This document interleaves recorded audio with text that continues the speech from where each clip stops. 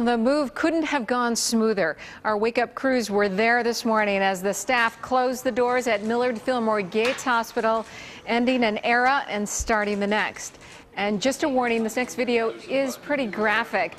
Just about an hour later, we were there as a surgical team performed an emergency procedure at the new Gates Vascular Institute. News 4's Nalina Shapiro was there for it all this morning. Nalina. Yeah, that's right, Victoria. We worked to bring you every angle of this developing story this morning.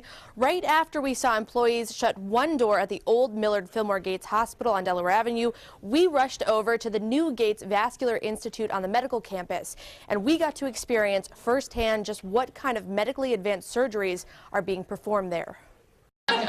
This morning, dedicated employees said goodbye to the 140-year-old Millard Fillmore Gates Hospital in Buffalo. It's a sad day. As doctors closed the doors for good. Bittersweet, saying goodbye to what is familiar and starting again. Kaleida Health shifted most of the employees and patients to the new state-of-the-art Gates Vascular Institute on the medical campus. The new $291 million facility has been performing technically advanced operations and taking care of patients since Monday.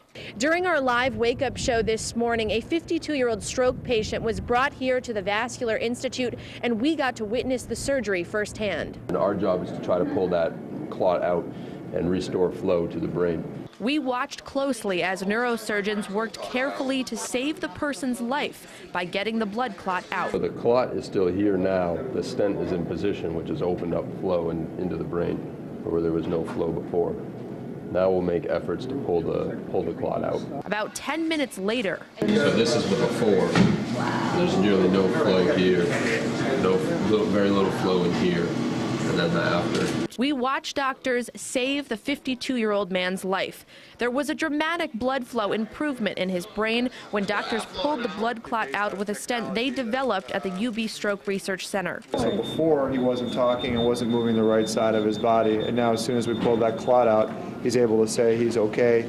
So right on the table, it's unbelievably gratifying to see how these patients can go from what may be a fatal or nursing home, lifetime in a nursing home, to almost back to normal within 2 minutes of pulling the clot out in some cases. It's a moment that neurosurgeons, doctors, and nurses strive for every day.